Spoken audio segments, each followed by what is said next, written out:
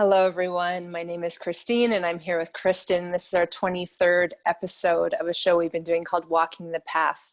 Just really talking a bit about where we're at personally, what we're noticing in the collective, and whatever themes arise to explore just as a contribution to those listening to perhaps ponder the same theme or just really get in touch with what's going on for us on each of our paths. And as you know, we're really also part of this collective experience that each person is processing differently. So I just want to give some attention to that as well. On our last videos, we have gone through introductions of each of us. So perhaps if you're new to this, you can watch another video just to get our introduction at the beginning about what we do or some of the things that we're interested in. But I thought today, Kristen, we could just jump in. And one theme that had come up was just touching on grief and loss and the reality of change. So what would you say is a good starting point for that conversation today? Thanks, Christine. Yeah, I've been witnessing a real upturn in the amount of anxiety and concern and fear in most people that I know. And I think we have this sort of piece of our conditioning in our society where we're taught to put on a brave face, you know, in the face of adversity, like you can do this, be strong, you got this, right? And I think part of what I got out of what we just talked about before we pushed record was like, it's okay to not be courageous and brave right now. Like, things are messy. And I think diving into our own vulnerability and authenticity, you know, first and foremost with ourselves, you know, if we're at a place where we're not comfortable expressing, you know, the look and feel of grief around other people, you know, consider making space for that privately.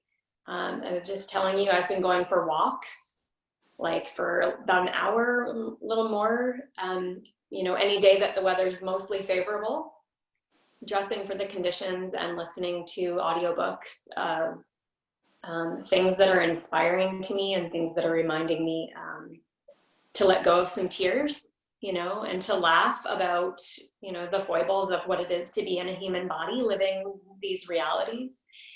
And yeah, just allowing that energy to move. That, I mean, I can't imagine there's anyone that's not feeling some level of grief right now on the planet. I mean, maybe someone who's in such a remote place, they don't know that anything's going on, but I would venture to say that the vast majority of the population of this planet right now is so bewildered, confused, stressed. You know, there's so many adjectives we could plug in there, but I feel like maybe some people just need to hear an actual verbal invitation to allow themselves to go into an authentic place of expressing and feeling and witnessing their own grief. Yeah, I love that. Yeah, it just feels so relevant to the now, right? Where we are starting to stumble over our words, where we can't just be composed and hold it together, where there is that angst and that anxiety of what's going to happen and us feeling out of control, like these external authorities can come in every day and just put a hammer and just say, done, closed, separate, go here, you can't go there, you can't move there. Like just that level of restriction we've never seen. I mean, I'm sure some people obviously have been in authoritative homes with parents who are highly abusive and just erratic and would come home intoxicated or angry, and like there's been all sorts of crazy that has happened in the home. But to, as a collective, go through this where something can just come in any day and just say, no, you can't move it walk down the street, right? Like that level of infringement, it does something deep to us. Like there's a deep sense of like, what? Like, well, what am I supposed to do then? Right? And just shock, right? A level of shock. And especially when there's a lot of disagreement around an effective approach to manage something, right? Or the appropriate measures to put in place to support people being healthy and well. And like we're just in this sea of all these different opinions and perspectives and so much polarization, right? Of people being this, and then the other side says, absolutely not, it's this, and just not being able to come on the same page. There's a sense of grief at that disconnection, right? A sense of loss of coherence, a loss of the capacity to come into any sense of harmony, right? So our bodies on certain levels, even deep subconscious levels, are in a constant state of alertness, like what's going to happen now, or collapse of just like, well, it's over, almost like just going to have to take what comes, and in a very powerless state. So yeah, it feels even just relevant to name those elements, because they may be happening subconsciously to a lot of people, but just by naming them can bring it to the conscious mind, and then we can consciously move them. Go for a walk, chop wood, run up a hill, do some yoga, do a breathwork session, and or just take a moment to really grieve a sense of loss of familiarity, or just getting to be the agents in our life, choosing our path, to have these other elements come in and say, stop, no, stop, no. It's intense, and there's just a lot that can arise in response to that experience. Absolutely.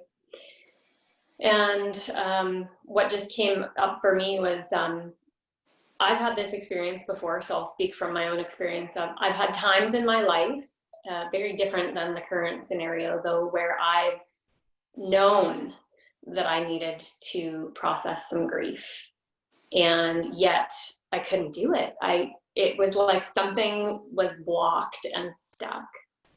And so I would just like to say, for anyone that's sort of in that like deer in headlights, or just so bewildered or overwhelmed that your grief can't even see the door to go through, metaphorically speaking, think about watching a movie that might invoke that might help like break the floodgates, or listen to some music that evokes that emotion, that will allow the process to begin, and doesn't have to be this really dramatic, flood.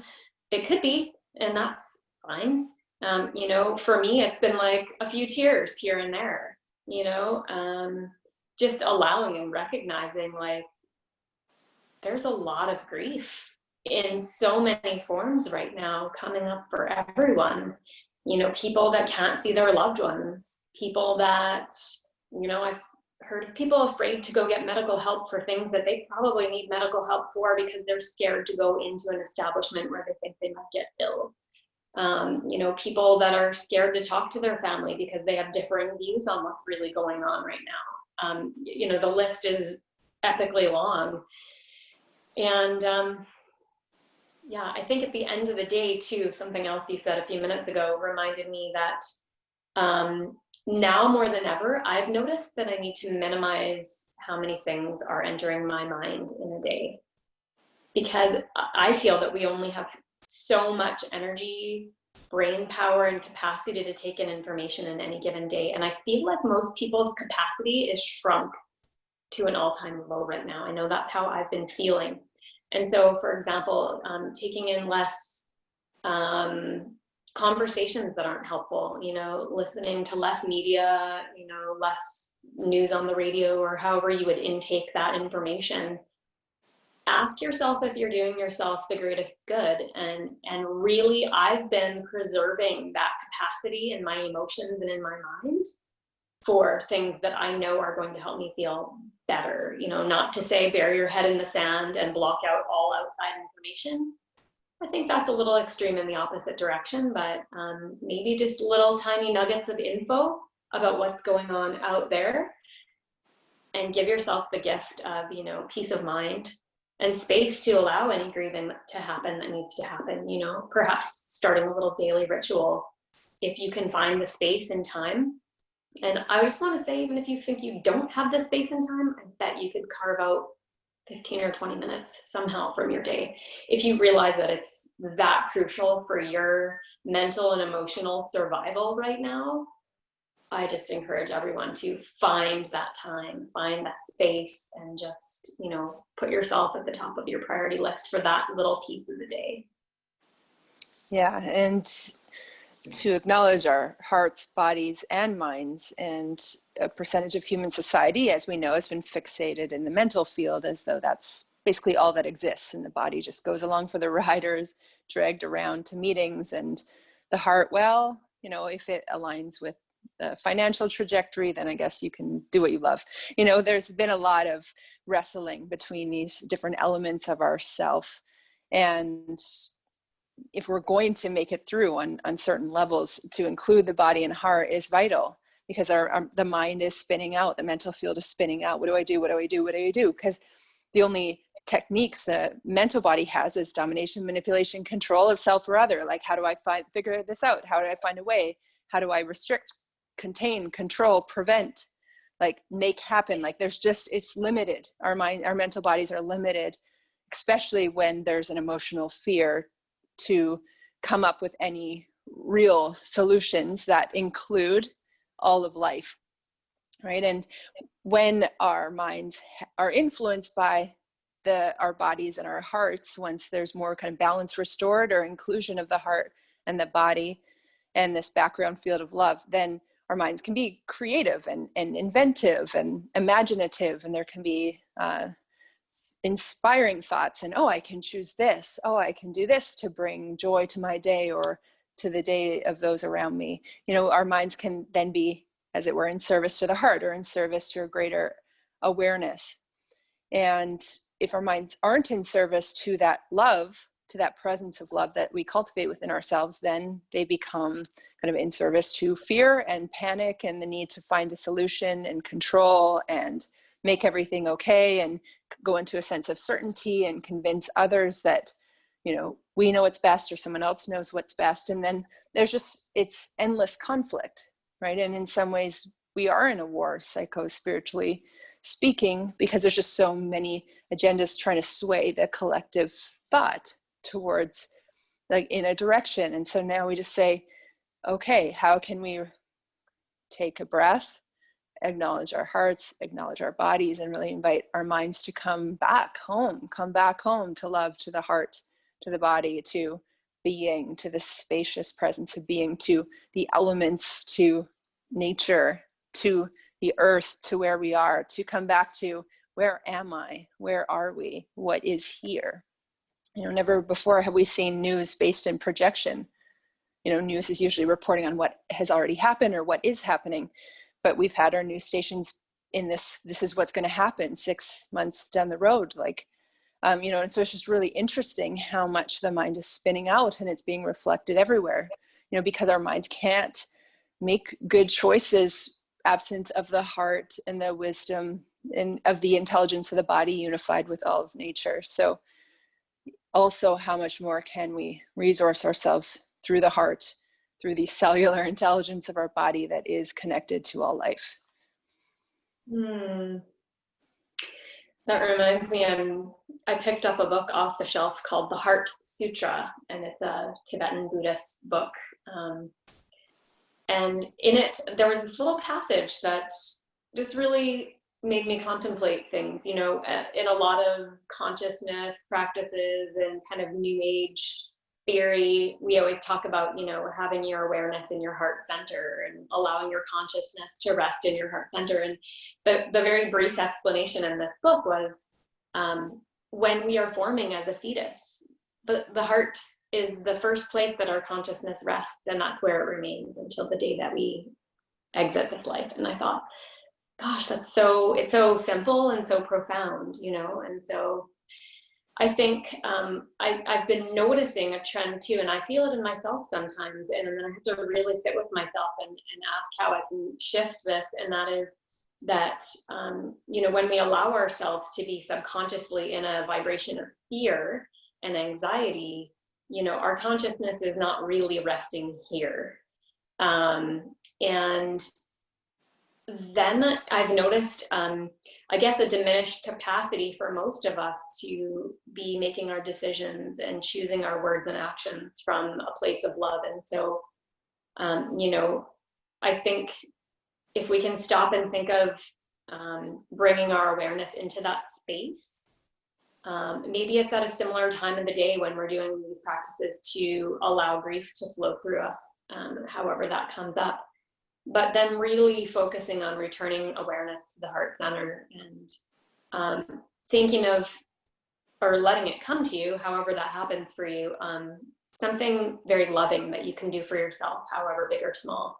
And then thinking of a couple of people who, it's almost like you're passing that on, kind of like passing the peace, passing the love, passing the awareness of love to other people.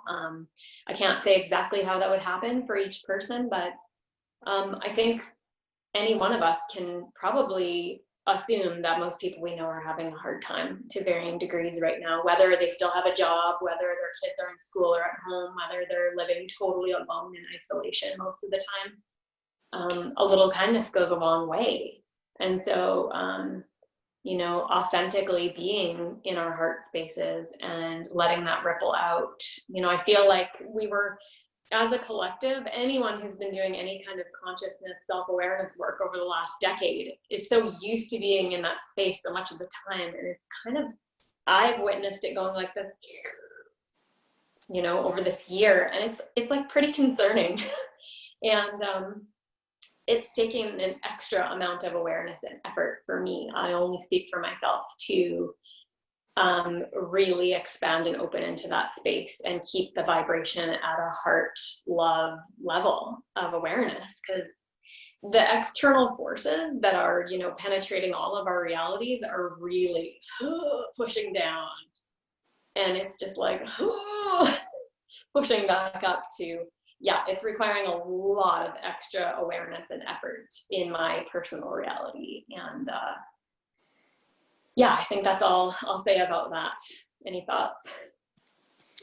Well, I would just say it's also happening here, but just it feels like those forces, agendas, those perspectives are encroaching on the personal space more and more, kind of in the ethers, in the background fields, for those of us who are aware and also have spent a lot of time doing embodiment-based practices and heart-based practices. We're just going to feel like, oh man, like they're really coming in from all directions, and we can get lost in kind of labeling it as they are coming in, but that's kind of, as an individuation, that's the feeling of this energy is encroaching, and kind of energy of fear, panic, of just desiring to protect, essentially, right? It's so easy to go into self-preservation right now because there's so much threat of death that they're pushing with all their numbers and their cases and their projections of the future based in death. Like that, they're a little obsessed with death, and we just have to acknowledge that that's a reality, and that's not okay. And so those of us who really have been cultivating life and breath and beauty and nature, we have to be the ones to say, I am part of the whole of life, and it's not okay to fixate our attention on death and the possibility of death. Like it's not okay to fixate our attention on anything that is anti-life. And so there's an external, solution that can just be injected with, that makes it all better. It's not going to make it better. And anyone who's conscious and anyone who's lived in their bodies with attention and awareness on our bodies, and you feel the body's response to that, it's like, it's not going to make it better. It's going to make it much, much worse. And so it just waking up to the reality, and these are like hard truths, and they're intense to acknowledge within the self. And then if we're part of a collective who isn't on the same page, or who even has a different point of view, or has been influenced in manipulative, domineering ways to just kind of adopt a perspective that isn't even in theirs, it's just a tough time. And so I think there's just a natural grief as a species to mourn, to put it kind of bluntly, a lack of cellular intelligence that is able to be entrained to this mental field that can believe anything without checking in with the heart and the body as to whether that's true. So I just hope more and more can wake up to the intelligence of the body, the wisdom of the heart, the capacity to check anything, any thought with, is this true? How does this feel in my heart? How does this feel in my body? Is this true? And if not, what do we do with that? What's our response to that? Without fight and attack, which is kind of what's almost invited by that approach. Yeah. I totally agree. And, you know, I guess for me, you know, thinking of, okay, how do we move into some solutions, some thoughts of, you know, okay, I listen to a lot of things and I was like, well, how? You know, and we talk about the gene keys a lot because I mean, they've been foundational for both of us for a number of years now. And I think about two of the gene keys I have, and one of them is gene key 64, and it has the gift of artfulness. And for some reason, it's my life's work. I've read it so many times, and I just read it the other day. I'm doing the Pearl sequence, so that key is in there, and he talks about processing grief through art. It sounds so simple. You know, a lot of us are not considering ourselves artists. However, I've been gathering art supplies lately, and I have all intentions of just going through the motions. You know, it's like you have to just start, put the pen to the paper, put the brush to the canvas, you know, start your first stitches of knitting or whatever it's going to be. You know, start with a blob of clay on the wheel. It doesn't matter what the form is that it takes. And if you're looking at the chakra system from yoga, you know, if we can move up out of the root chakra, which is where we process a lot of the fear and the survival, if we can move up and raise the vibration and raise our awareness, that's where we're getting into the creativity levels. So it can also be like a fake it till you make it kind of thing. Like just start making art, start making music, sing, you know, do some journaling. It doesn't matter. But like, it's almost like we have to force ourselves to move out of that stuck, oh my gosh, I don't know what to do with myself today. Like, do anything that requires even a tiny speck of creativity. And I'll tie this up with Gene Key 28, which has the shadow of purposelessness.